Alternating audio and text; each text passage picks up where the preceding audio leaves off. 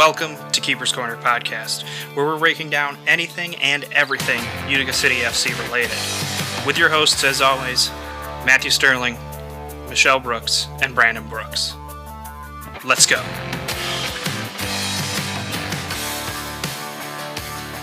Hello, everyone. Welcome to another edition of Keeper's Corner Podcast. Hope everyone enjoyed their Thanksgiving last week. Got in some holiday shopping if that was on your thing. And then got to enjoy the first game action at the Utica Auditorium in 20 months as Utica played the Cleveland Crunch, last year's M2 champions, in a preseason scrimmage. Unfortunately, I couldn't make it around work. So, Brandon, Michelle, fill me in. How did things go? How did it feel to be back in the Aud? Well, they kicked the ball around, and we cheered, and I lost my voice, and there you go. You're caught up. It started out rough. Well, how was it being back in the Aud? How was it being back in the Aud? That was fantastic. Yeah. Except it was a little cold.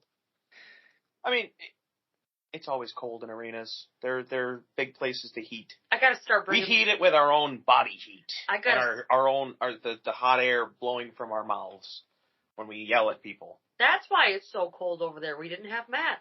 That's fair. My bad.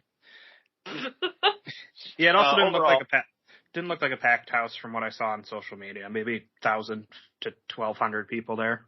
It was for a preseason game. I feel like it was a good turnout. I was gonna say for a game that doesn't necessarily mean a darn thing. Yeah, I thought that was a really good turnout. To be completely fair, I mean.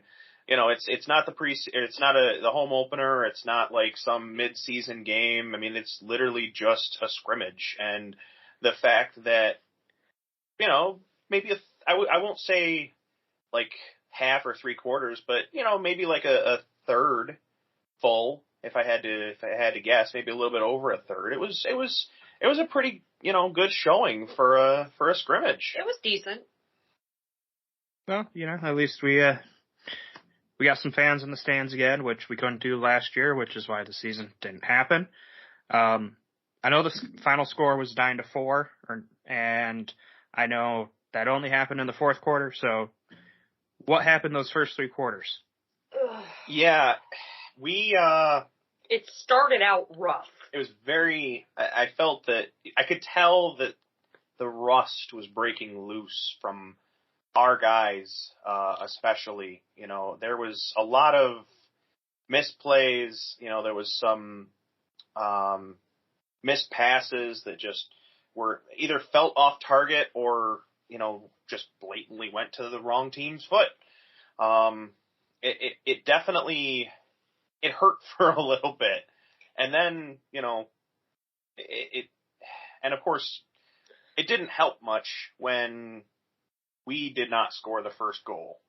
You know, given that going into a game like that, you kind of have an expectation from the, we'll say, higher tier team.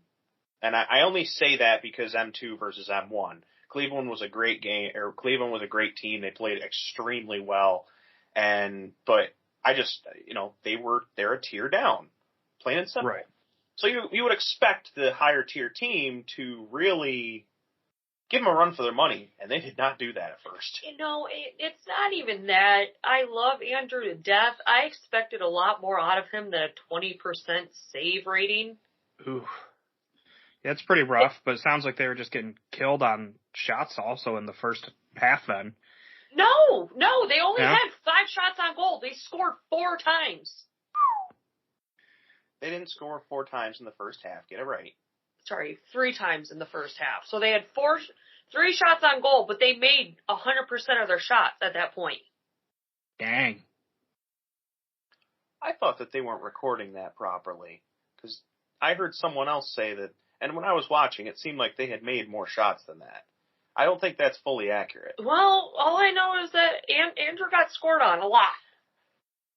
I mean, again, and that hurts me. That comes back to breaking off the rust. You know, you have to You have to break off the rust. I mean, you have to remember, these guys haven't played a game in 20 months. I mean, granted, I didn't check that ahead of time. Did M2 play last year? Did Cleveland play? M2 did play. Cleveland was the champions. Yep. They won the final game. Their last game was on July 18th. So this year.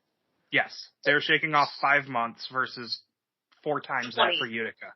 So yeah, they are out of the two teams, they are the much more fresh talent than Utica. And again, that showed for probably the first, I would say probably 3 quarters. It hurt me.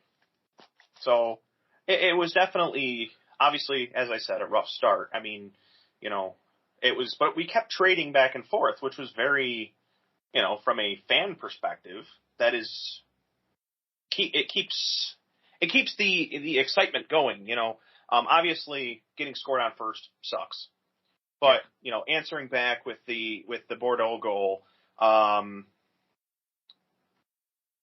in the first quarter, then, it was also a very, let's say, boisterous game. It seemed like there was a lot of dissent. A lot of it. I did hear about Ben getting a yellow. Yep, Raymond got the yellow. Andrew got in on it. Well, Andrew didn't get called for it. No, he didn't get called for it, but he was drawing.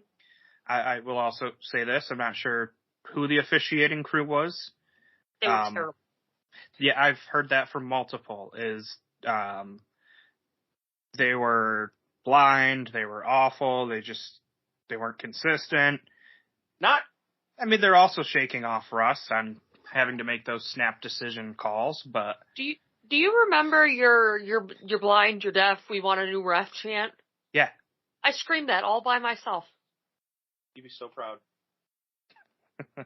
Nobody joined in. There was one specific, I'm not gonna, obviously I don't even know who it was, but, I'm not gonna call them out specifically, but there was one specific referee that I felt like was not either paying attention or, again, maybe they just hadn't studied up on the rules and, they needed to. It was pretty blatant, for a couple of spots there, unfortunately. And I don't know, it hurt a few times. But I mean, I think one of the highlights at least for the first half for me was definitely the shorthanded goal by Bo. We were down because of that penalty for Raymond, and also, of course, for the dissent. We had 2 people in the box. I think it was Raymond in the box, and then we had someone else serving a dissent penalty as well.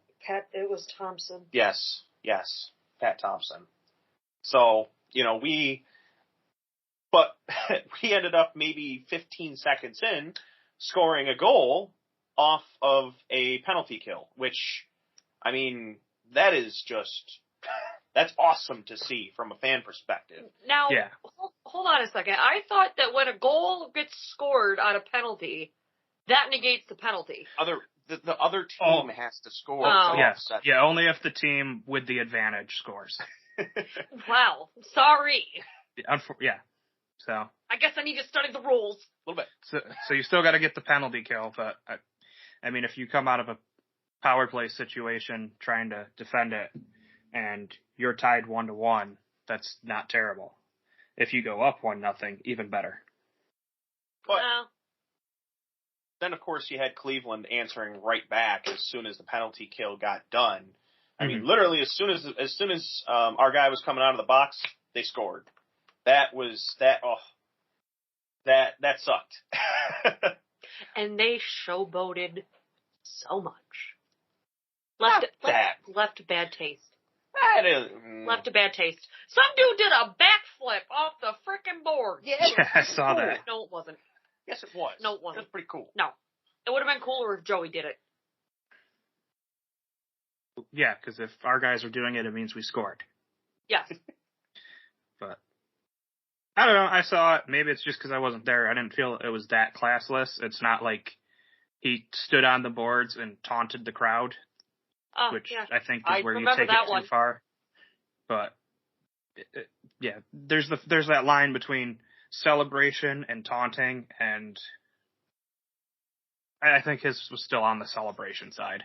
I was going to say, Michelle can say what she wants, but from my perspective, it was not showboating. It was just a celebration, and that's it. Yeah, so, I'm just saying, I don't know if Joey listens to this. I think Coach does. Next time Joey scores a goal, I want to see a backflip. Into the superstructure. Oh, God, please no. Hey, we had a superstructure violation, okay?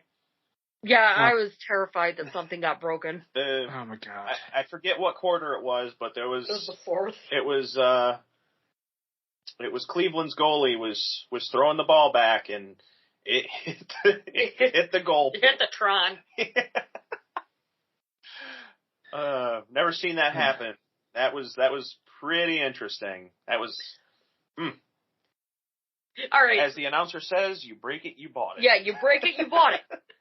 All right, so let's get back into it, because then Cleveland's tied it up at 2, and then here comes Peter Pan to make it 3-2. Which it's so nice seeing him back in blue. It is.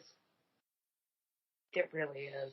It's really nice seeing that presence on the forward line.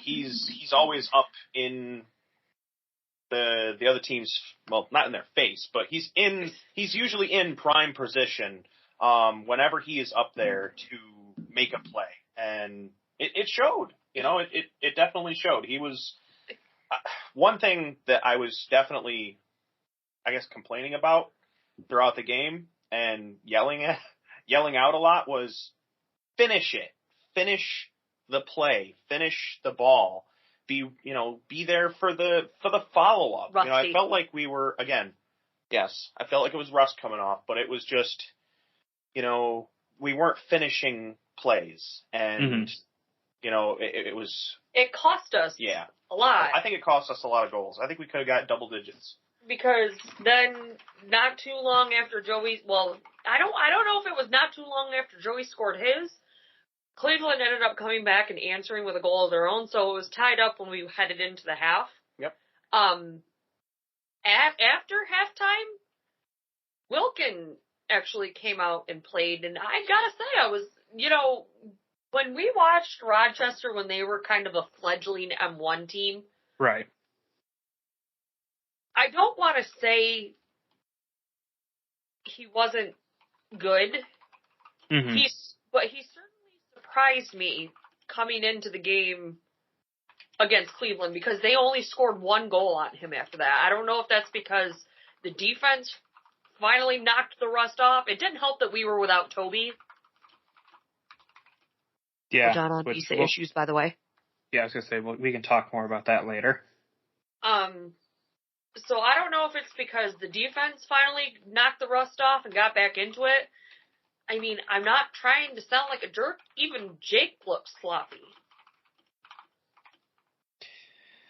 Oh, that's weird then, because, he got to play last year. He was one of those sent out on loan, but... so was Nate. Yeah. But, so coming out of halftime, Cleveland automatically scores again. Not automatically, but scored again to make it 4-3. Yep. And that was the last one that they scored. Like I said, I don't know if it's because the defense knocked the rust off, if Wilkin was a little bit more in tune with what's going on. I'm not trying to talk bad about Andrew, but I thought Andrew played a fine game for being, 20 months rusty. But, yeah, Brian definitely brought it in the second half. Like, he was, he's not going to, I definitely would not see him as our primary keeper. However, he is definitely a solid backup for sure. And that is, we need that. We need a solid backup if something happens to Coughlin. He was very good. He definitely, got some that some of them were just kicked directly at him. Others he definitely had to work for. But it was overall, a great performance from him. Obviously, they didn't score again for the entire rest of the game. That also could have been, due to the fact that our defense did step it up, I felt, in the second half. But, it's a team effort. Both the offense or both the defense and, the goalkeeper have to be on the same page, and they definitely seem to be. So that's good. They have that the cohesion between them. I almost said the wrong word. Yep, and then so Cleveland scores to make it 4-3, and then Jelinek scores. Well, Jelinek doesn't score. Jelinek gives it to Raymond and ties it at 4. Which that actually ended the third quarter, because the fourth is kind of when we scored 5 more goals. Which we're gonna talk about this real quick. So when you're in a shootout, for the love of God, oh God, yeah, just take it simple, shoot the ball. Don't okay, play with it. I was hoping you would talk about this. I saw the video where Christian tried to get a little too fancy with his footwork there, and oh yeah. We had a second one though too. It wasn't, I thought we had a second shootout. Yeah, but the first one is when we had everybody screaming Utica in the whole entire odd, and he misses. I mean, he did feed off of it, and he was trying. I completely understand. He was trying to give the fans a show. And again, it's a game that doesn't matter. I can understand what he was doing. He's trying to pump everybody up. He was feeding off the energy, and then he got carried away and screwed up. But hey, you know what? He fixed it. He made up for his mistake on the next one. Okay, yeah. So was my interpretation of that video that I saw right, where he tried to rainbow it past the goalie? Yeah. Yep. Yeah, he tried to, I mean, yeah, that's exactly what he did. Yep. Kudos for the effort, but yes, let's and it's not like we try needed that goal at that time. No, we were okay. But it would have been nice to, solidify the lead with a 6-4 at that point. And again, if we had had that, it would have been 10-4 by the end of it. Mm-hmm. Yep, because that second kick was beautiful. He just booted it. There it goes. I don't remember he had the. There was another penalty kick. Yeah, he probably got back to the bench, and I imagine Hall gave it to him, like, "Hey." Oh yeah. Oh yeah. Can't be doing that. I would not and then a bunch surprised. of stuff that wasn't appropriate for children's ears. Oh, you mean like when Bo said the bad word? Yeah, like when Bo said the bad word, or when Coach was mic'd up, and there were a lot of censored bits of that video. Yeah, they don't know Coach that well. But overall, it was a pretty stellar fourth quarter. Between Bordeaux, between Segura, Tim got a goal. Yep, we literally felt like he was trying to relive his. It wasn't pretty. He was trying to live up to his first goal. And because it was literally the same positioning. He was in the exact same spot as he was before, just not laying down on the ground. If I remember correctly, he said he scored it off of his hip.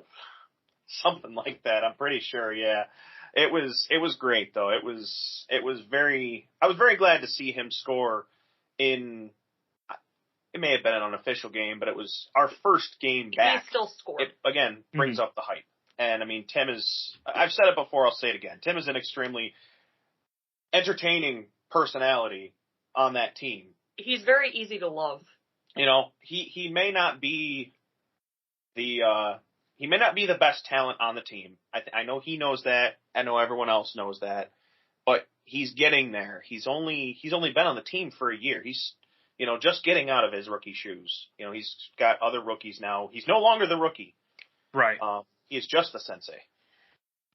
But no, and of course he got rocked in the the fourth quarter, which of course gave us our second penalty shot that Yellowback, that Bo unfortunately missed, but it got cleaned up.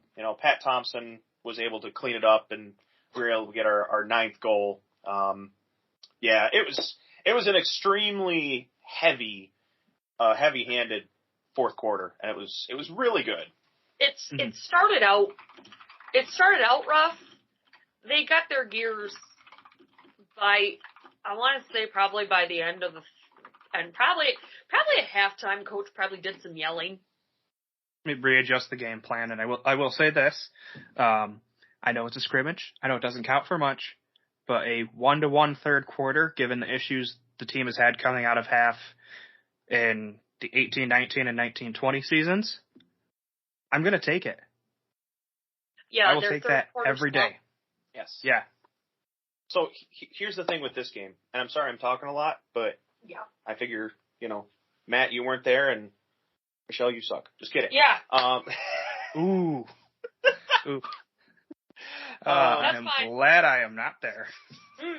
All I was going to say, one of the other things I want to say is that scrimmages are in my opinion, a really good thing, because otherwise what happened tonight, God, I wish it was tonight. What happened on Sunday would have been this coming Sunday. It's very possible. And it may not have came out the same way, because it's against Florida instead of against Cleveland. Again, not that Cleveland was a bad team. They're an exceptional M2 team. But they're an M2 team, and you could see the difference once they lost steam, essentially, is what it felt like. It felt like they lost steam in the second half. They couldn't keep up anymore. They were no longer crunchy. They were flimsy. I mean, Utica's one of the more physical teams in M1 as it is. They had some very physical talent. I do know they had some former M1 guys, Antonio Manfut. I saw a few other on the list that I'm just blanking on right now when I looked at their roster. So it's not like they're unfamiliar with the physicality of playing with the top tier league, but yeah, there's one person that I'm trying to remember. I know his number, but he definitely, Blackwood.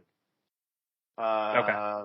He was, I watched him a few times. I mean, he played well, but there was a lot of pushing and shoving when he was involved.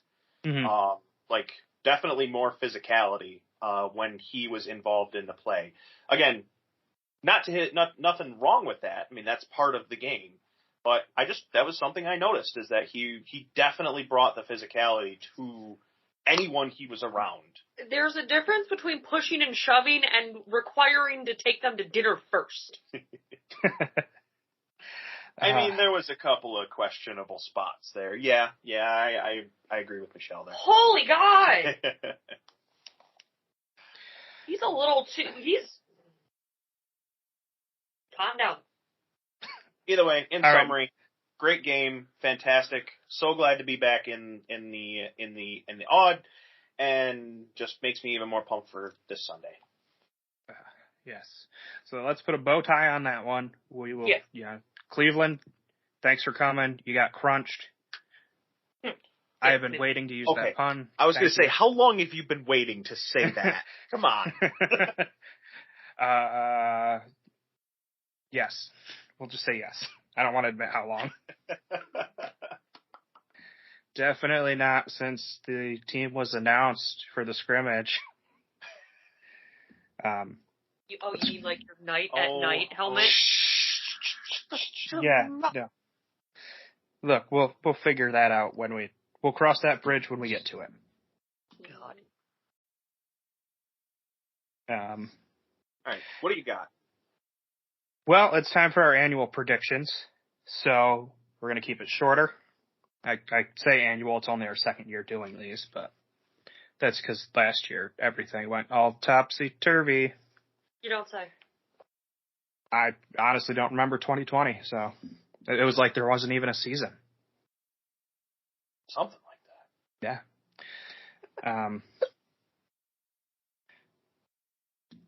Obviously, there's different teams in the league this year than before. There's a different structure. You got 3 divisions or conferences. I don't know. Yeah, they're calling them divisions. East, the Central, and the West. 4 teams per division. Who do you have winning each division? All right. Well, we'll start with the East because that's ours. Or do you want to go backwards? I'm going with Kansas City for Central. Really? All right, let's say Central. I thought they did pretty decently during their Central Cup showing. That I just don't really like St. Louis. What about Milwaukee? I mean, Milwaukee has systematically broken apart because they've lost all their decent people. But they've pulled in a lot of talent. I feel like they've pulled in some talent. Like who?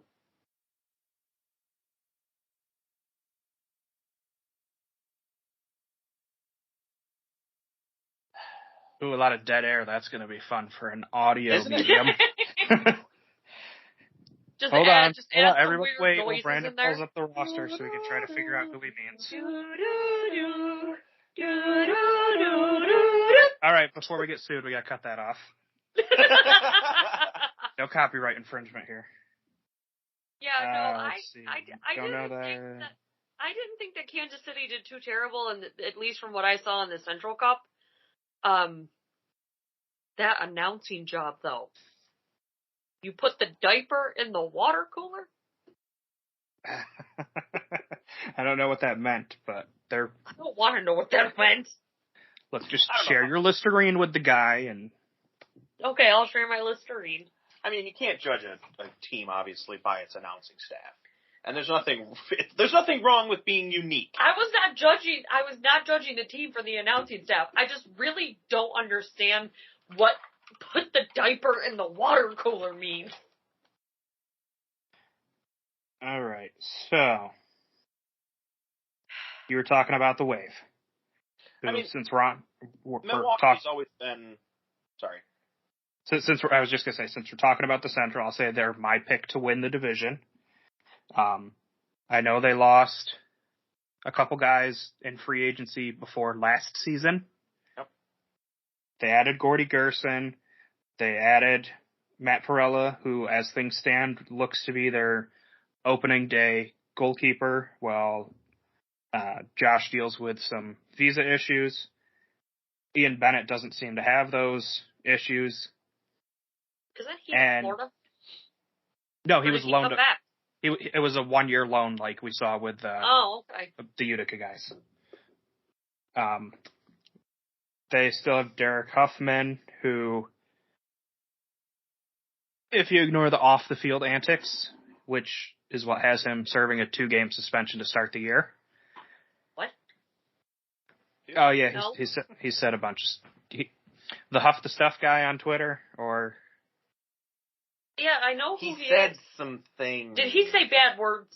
I don't remember. It was marked for, when you check the suspensions, it was announced in 2020 or early 2021, so I really don't remember.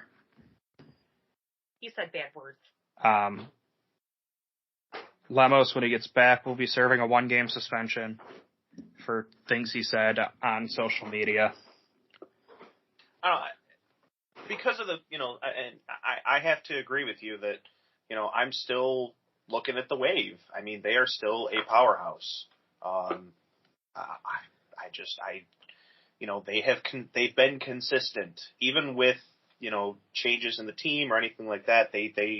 I can still see them being very consistent, keeping a lot of the base that they still have. And I mean, frankly, who knows? Maybe we're going to see Matt shine this year. I mean, he left us probably not on the best terms based on things that we heard, things that we've seen. But frankly, I mean, who knows? Maybe he's once he gets I feel like once he gets in the driver's seat and he's playing consistently, that we're going to see him do pretty well for the Wave. until he's potentially moved back to backup. I'm not saying Milwaukee's a bad team. I'm just saying from what I saw in the Central Cup, Kansas City could actually be a decent contender in the Central section. I'm not saying they won't be a good bad contender. I'm just putting my money on Milwaukee. See, this is where I stand with Kansas City, and it's kind of where I said on our last episode about Utica in the playoffs with Baltimore. The Wave are kind of that big brother in that division. They've been beating up on the little guys for a few years now, and until you show me otherwise, I'm not going to pick you to knock off the King. St. Louis without Paolo, I don't know how sturdy that back end's going to be. I can't trust them. The sidekicks have been... Wait, where's Paolo? ACL injury. Oh, he's gone. Yeah, same thing that happened to Lemos last year. So the Central's just... Central's anybody's game at this point, honestly. The sidekicks.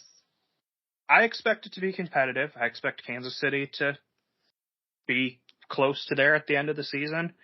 The sidekicks, I mean, if we're honest, they've been pretty pitiful the past few years. And I know they have a new coach, but again, it's another, you gotta show me before I'm gonna put any faith in you. What have you done for me lately? Exactly. All right, so that's the Central Division. Let's take it out west. Last year, you had both the Wave and Ontario end up in the Ron Newman Cup Finals. It could be anybody's division. I mean, it's a longer season. Obviously, we'll see what happens. Who do you guys got? Go with Ontario again. Gonna roll with Ontario. All right. I mean, they're kind of a brute force team. Plus, I mean, the Tiger brothers are pretty outstanding when it comes to showing up when it counts. I give you that. Plus, I don't know. Just got a feeling? I got a feeling. Okay. I'm rolling with San Diego. A couple years ago, they were right on top. Last year, in the limited action that they did see, every game was played on the road, but when it came down to crunch time in the playoffs, they were phenomenal. They have that leadership, that experience. I expect Ontario to be competitive, but I mean, it took them one heck of a run 2 years ago to even start getting into that into the playoff picture. So if they play at that level the whole season, yeah, they stand a good chance of winning the division. But if we see that sloppy play like they had early in the 1920 season, as soon as one team pulls out in that division, it's pretty much over. Nothing against Tacoma. I think middle of the pack team at best. Yep. And Chihuahua, they do have some guys on the roster that played for Monterey a couple years ago. They have a couple guys that played for Soles. I really want to see how they mesh. They haven't been up at M1 in 3 years now. They missed 1920.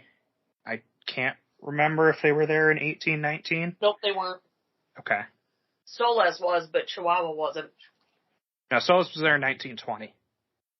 Oh, I thought they were there in 1819 too. Now they came back, then they went down, then they went away again. Hold on, I can pull this up real quick. Teams from 2018 to 19 in the Western Pacific. Turlock, Ontario, San Diego, Tacoma. So they must have, been There's in a name I don't remember. Turlock. They were the one that kind of played in the rec center looking arena. Okay, so they were not in the Southwest. You had the Rio Grande Valley Barracudas that year and the El Paso Coyotes in the Southwest, along with Monterey and Dallas. So, yeah, it's been 3 years since Chihuahua's been up in M1, if not longer. We'll see what they can bring to the table, but expect Ontario and San Diego to handle them pretty easily. Take 3 out of the 4 games they play and win the division. So, Brandon, who do you got out west? I mean, again, you do have some strong teams out there, and for them as well, I mean, you had playtime. The 3 out of the 4 teams in the West played last year. So, I mean, they're all going to be fairly strong, which also I think puts one of them at a little bit of a disadvantage. Of course you will. All 3 of the other teams, Ontario, San Diego, and Tacoma played. I don't know for sure if they played, if Chihuahua played M2, I'm assuming. Yes. They played last year. But again, that's down at M2. I'm not saying there's a huge gap in between, but I mean, if I had to pick a team right now, I mean, I'm definitely going to have to be going with the Sockers. I mean, they are yet again consistent talent. They consistently do very well during the season, and as you said, they have that consistent baseline of their team that performs. So I have to go with them. I have to go with the Sockers again. I mean, they're a solid team. I'm just going to be odd man out tonight. I get it. Yep. Well, we'll see what happens in our final division, the East. Brandon, who do you got winning? I'm going to be upset. I'm going with the Blast. I'm really not going with the Blast. Yeah. What do you think? I see 3 teams. Harrisburg is a decent team, but I don't see them being in contention towards the end. So then it comes, of course, down to Utica, the Blast, and the Tropics, But Baltimore just lost one of their key players to Florida. One saying, key player. He was pretty important. Hoxie, I will say, I think is going to make a difference going down, going to Florida. I think that is going to be part of the Blast line that is definitely going to suffer, because let's be honest, he was definitely gave us a run for our money the last time we played against him and of course the Blast. He was so annoying. Because he could consistently score on us. Yes, that's why he's a very dangerous talent, and because of that, I honestly, I feel like this roster, these 3 teams, is very tough to choose between. I mean, of course, I want to say the hometown boys. That's what all 3 of us want to say. And, I mean, I have to go with the hometown boys. I have to. But it's a toss-up. I feel if I had to pick 2 teams, I feel it's going to be a toss-up between this the city and the Tropics. I think they're going to be fighting for it towards the end. And one thing, I've said it before, I'm going to say it again. Utica needs to be consistent to the end of the season. I feel like in past years, and I'm not sure if I'm the only one seeing it, but it seems like things start to droop towards the end of the season, and it just feels like the energy is gone from the team. Oh, you mean where they basically just self-implode? I just want to see them last through the entire season, and if they can do that, then they stand a really, really good chance, I feel, this year. But we'll see what happens. But we've also got to factor in the visa issues. I mean, we've got our own, too. Mm-hmm. That's what I was saying. So I'm going to go with ours. I have to go with our guys. Sorry right, for going with the heart. Apparently his heart also meant, hey, let me just go. Skew everything for days. All right, Michelle, who do you got? Utica. A little bit louder. Utica! There we go. Want to justify that at all, or? Seeing some of the talent that we have brought in, whether it's rookie talent from other teams, bringing back some of the guys, as in like Joey and Jake, having Logan come back from his injury this year is going to be play a major part in it, because he was a major part in the defense. It kind of sucks that Obasi is down for 3 to 4 weeks. Probably one of the bad things that came out of the scrimmage. Unfortunately. But watching them pull together the way they did in the last part of the game the other day, they could be lethal if they wanted to, if they actually tried. Not to say they didn't try the other day. You know what I mean. All right, so we got 2 Uticas. Michelle, I'm going to play the contrarian on this one, because as much as I want Utica to win the division, I want to shut up the Florida and Baltimore fans. I don't know if I can see it happening, given some of the rough stretches. Hopefully there are no rough stretches this year. And I mean, I honestly haven't looked at the other team's schedules to say this, but Utica has a tough schedule. Mm-hmm. Entertaining, but tough. Yeah, very ready for it. So very good for the fans, but it's you get 14, 15 wins out of that. That might be, the top. But, I mean, here's the thing is, sometimes a tough schedule, brings out. Right, it can bring out the best.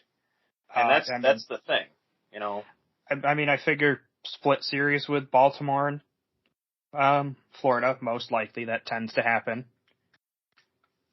You go on the road to Milwaukee, that's going to be a very hostile environment. Or not. They should take 3 out of 4 from Harrisburg. San Diego, you got to play them twice. Tacoma, you got to play them twice. Chihuahua, do we have them twice? I think so. We got to play Tacoma twice. Or is it once? Milwaukee, San Diego. Hang on. We played Chihuahua Ontario. all the way at the end of the season. So we just played Chihuahua once, it looks like, at home. We have a split series with Ontario. You're facing... We don't play Kansas City, right? Nope, we don't play anybody from Central this year except for Milwaukee. No, we play at St. Louis. They play St. Louis. Yeah. But yeah, it's going to be a tough slog. And that's kind of why I'm going with Florida. I know. I don't like it either. I don't. I've been having a fun meme war with a few of their fans on Twitter the past couple days. Betrayer! It's been enjoyable making fun of each other's teams back and forth. Or just the area in general. But it's just good-natured ribbing. And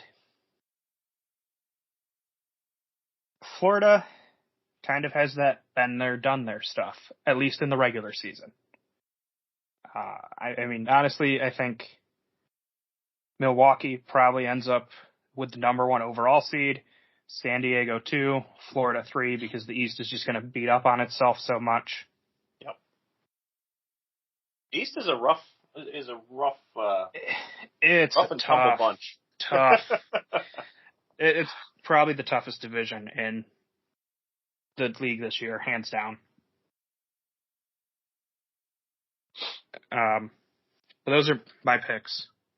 If I could butt in for a second. Certainly. Let me put it to you in a different way. The Utica that I saw in the scrimmage against Cleveland is the same Utica that we saw the first year that they were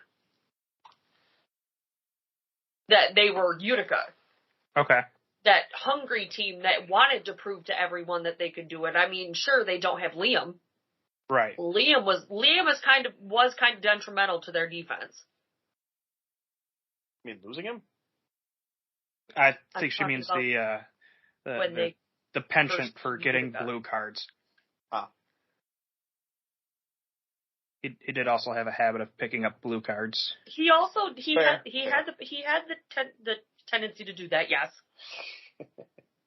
But losing him was kind of a big factor, but getting Jake back kind of also made a difference too. Okay. Well, we have those three. We've said who's winning the divisions. The way the playoffs shake out, top 8 teams are gone. Top 3 from each division, and then the next best 5 records. No need to justify it. Give me the other 5 teams that make the playoffs.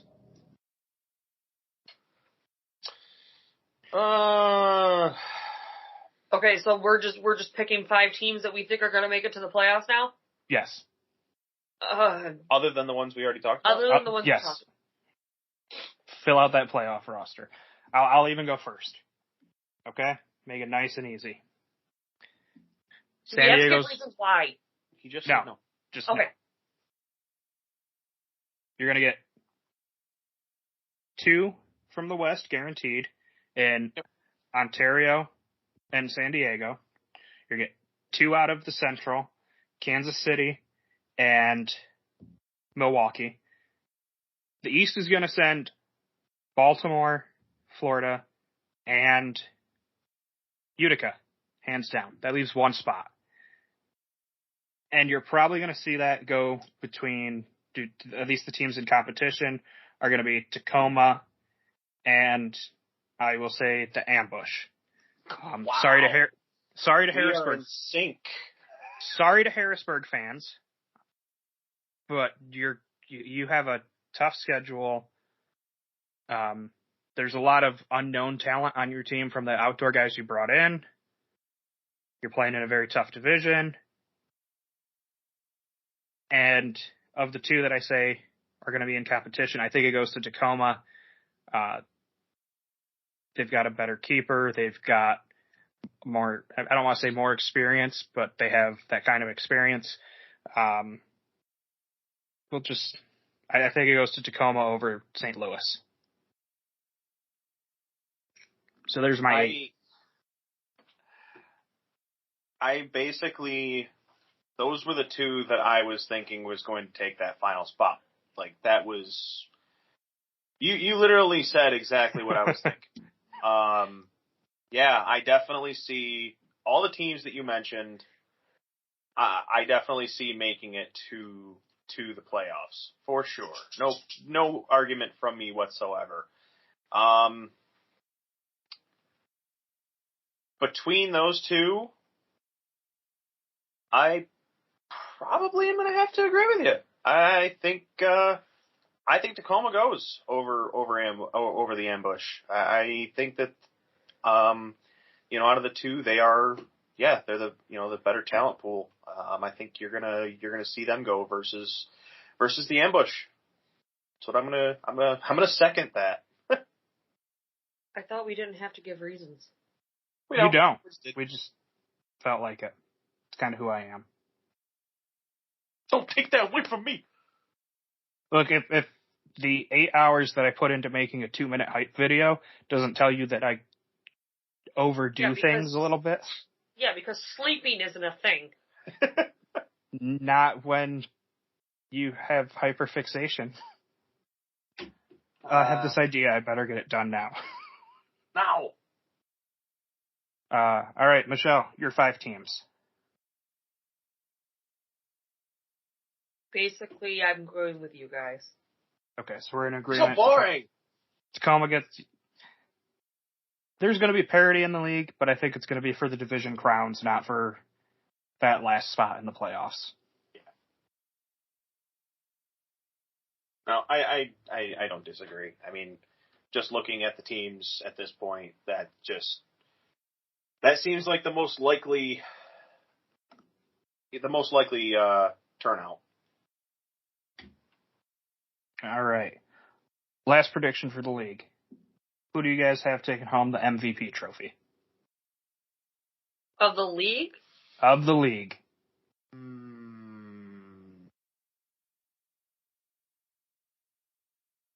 Why don't you start us off first? I want to hear yours. All right. I'm going with Leo Gibson. Ooh. Okay. So, 2 years ago, he had 60 points before the season was canceled. I think we're all in agreement that Kansas City is very much improved from where they were 2 years ago. Mm-hmm.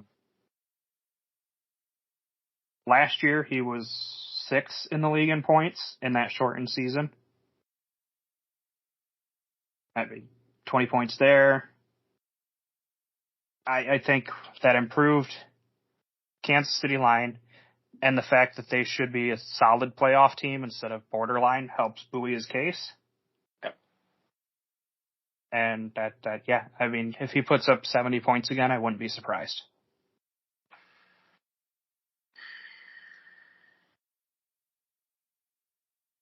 Now you got me thinking, because you were going to go Frank Taillou? I was going with one of the Taillou brothers. No, they're cousins. I don't know. I mean, see, here's the thing is, I mean, you look back and, I mean, you see consistent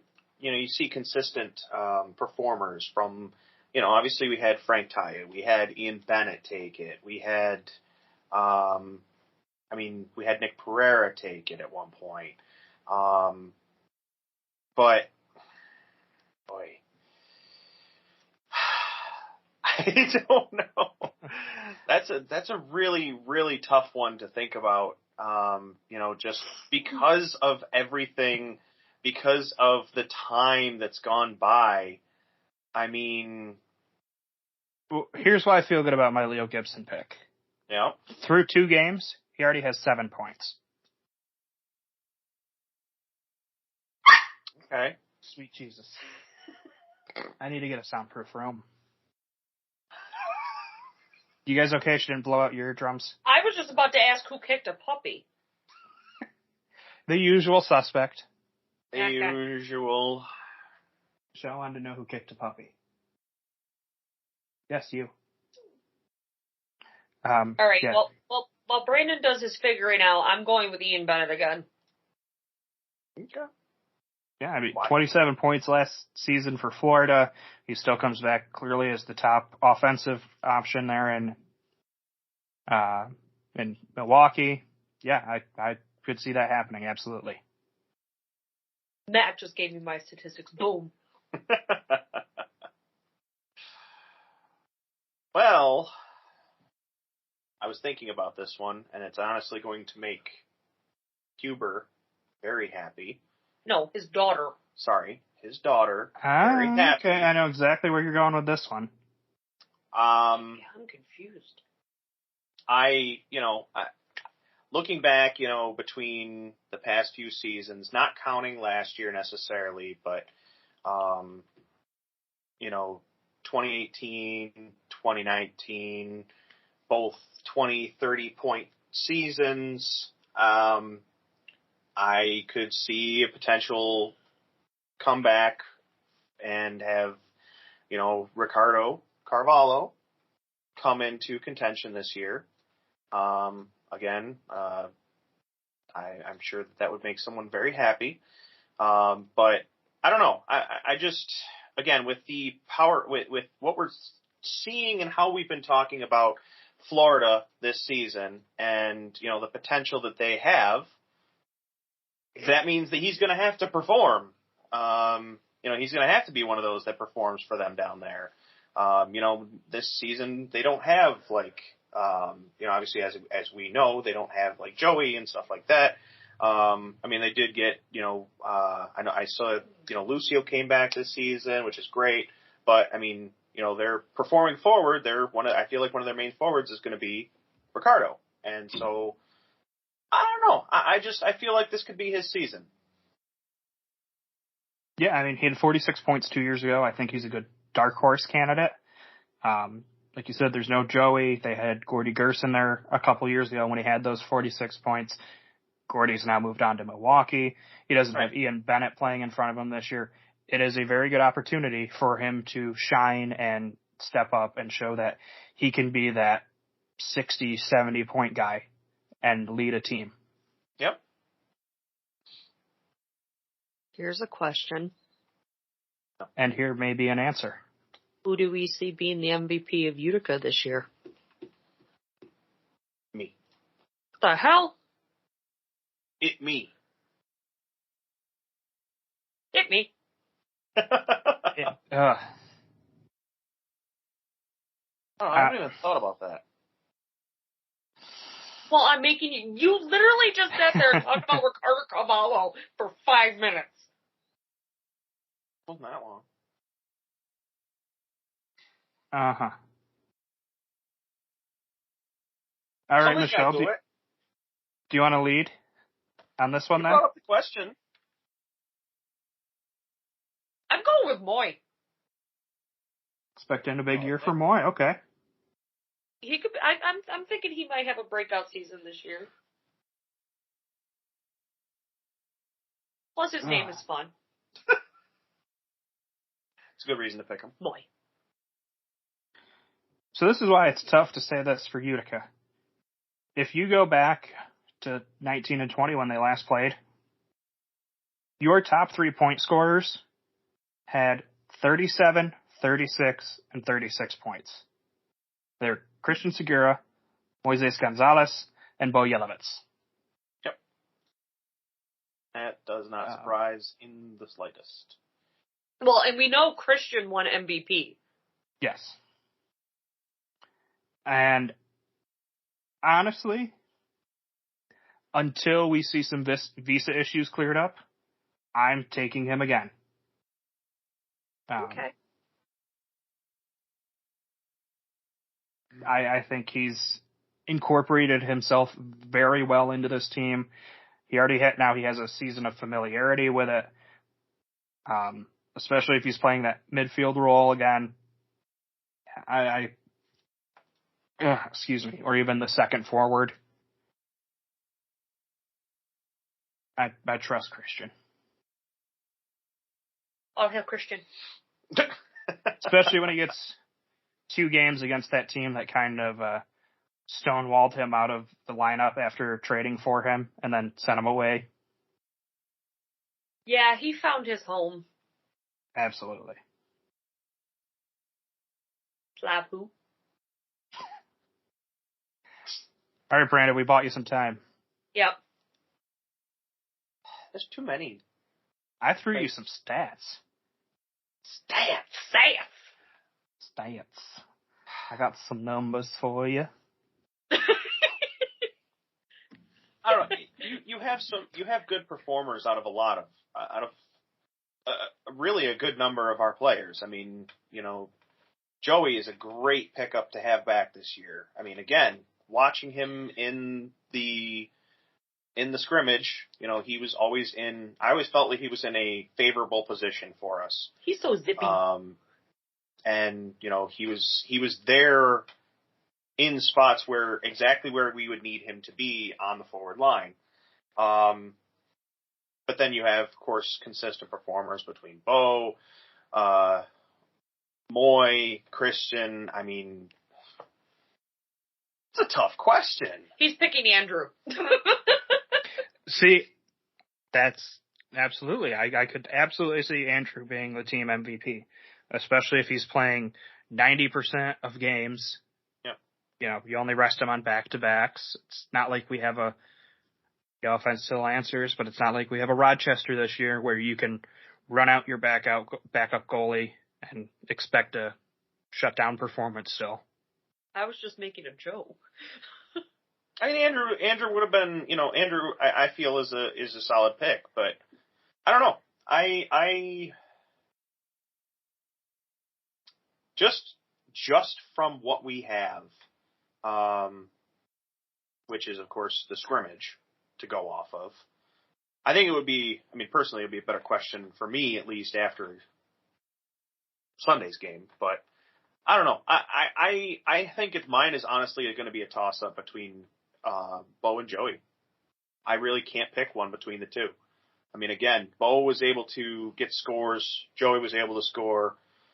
And again, was always in those favorable positions with potential opportunities to score should the ball have actually gotten to him. I don't know. I'd really have to go either way with those two. And Bo also gives fantastic hugs. But they still have Christian and Moy to contend with, that is tough competition between the two of them. So, yeah. But I just don't want to pick the same one you two did. Round it out. Do the top three. No. You just did. You made my brain hurt enough. All right. That puts a wrap on the league. Now we can turn our attention to one of the best phrases in sports, and that is opening day. Sunday, Sunday, Sunday. Oh, sweet Jesus. 3:00, Utica Memorial Auditorium at the Adirondack Bank Center. Florida Tropics come to town. And let's be honest, this game's going to be huge because it's between two contenders. Utica never got to play Florida in 1920. No, they didn't. And I'm expecting a tough fought game. Yes. Florida's coming in off of their a game the day before against Baltimore. Guys, what do you want to say about it? I think it's going to be an interesting showcase. I mean, with some of the changes, with Hoxie being added, I think this one is going to be. I think it's going to set the tone for the season. As much as I could eat those words and hate to say that, it could very well set the tone for the season. I think it's going to be an extremely hard fought game as well. I don't think the final score is going to be very, very close, like a point.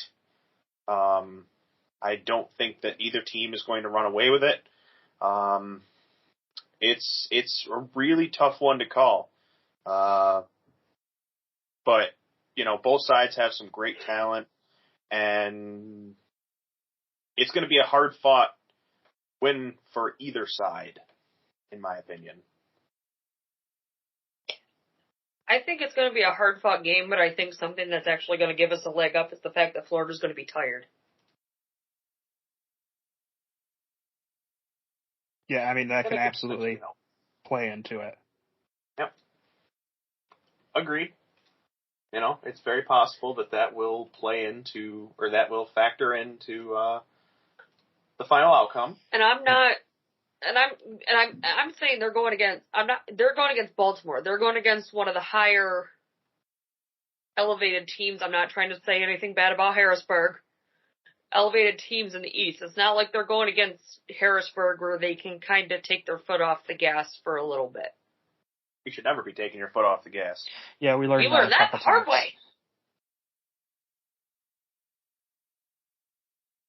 Yeah, if you have the lead, you have to keep your foot on him until you've crushed the opponent. No, what is it that you said 2 years ago? Keep your foot on their throat until you see the life drain out of their eyes? I think it was the hope, but something along, you can't let up and make it easy for the other team until you've seen that they have given up. Yes. Yeah. Agreed. So we don't have injury report out yet for this week. Both teams do have 3 inactive players. Visa issues. Diegues, Zuniga, and Toby for Utica. Diego Freitas, Lucas Teixeira, and Guilherme dos Santos for Florida. We talked about Florida losing Gerson before last season. They lost, obviously, Ian Bennett. They lost Joey Tavernisi. They still have Zach Reguette. They added Vic Moraligwe. They have Carvalho. They still have Ruggles. They have Chad Vandergriff. They're still a very, very good team. Which means we have to be better. It does. Yeah, it should be a slugfest between 2 heavyweight fighters on Sunday. Absolutely. And I, for one, am excited to be there, waving the Utica City flag every time we score a goal. I would run with it, but I got in trouble for that last time. Yeah, you can't do that. I didn't get yelled at. Yeah, you didn't get yelled at.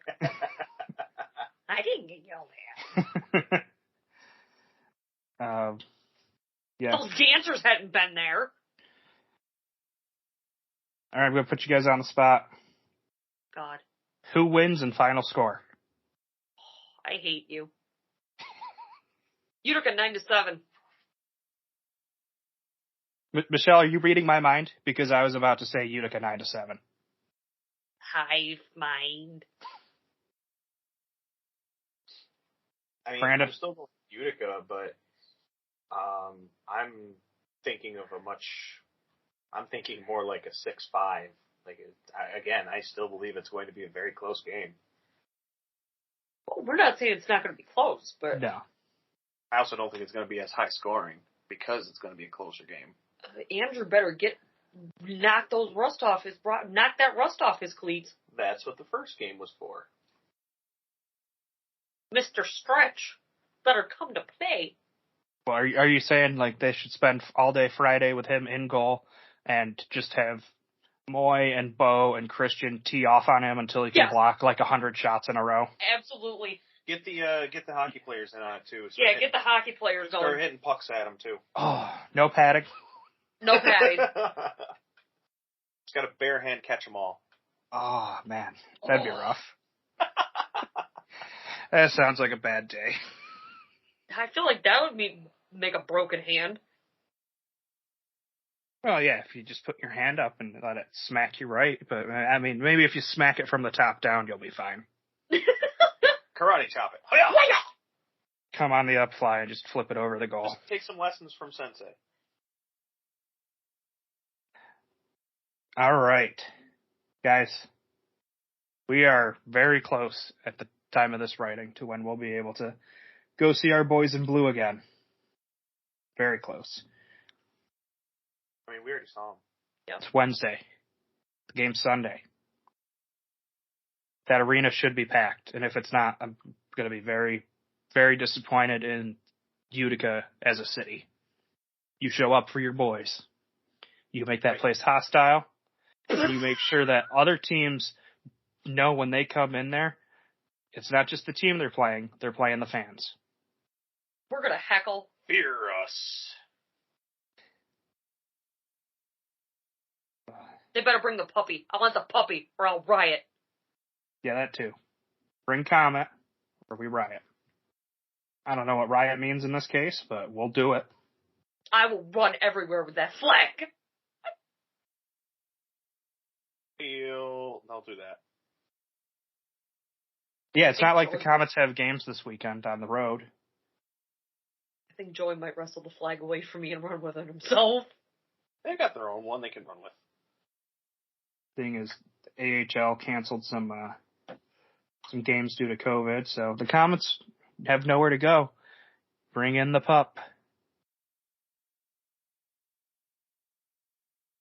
as the Comets are currently going for their 16th win and up 2-0. Which sets the table for Utica to have to go 24-0 and win the Ron Newman Cup undefeated. Exactly. Easy.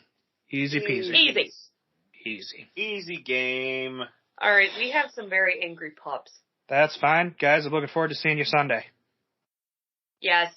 Yes, sir. So, we'll be back next week to talk about the upcoming game, to recap whatever happens on Sunday, hopefully a Utica win. And until next time, signing off for Brandon and Michelle, as always, I am Matt. Thank you for listening. Go Utica.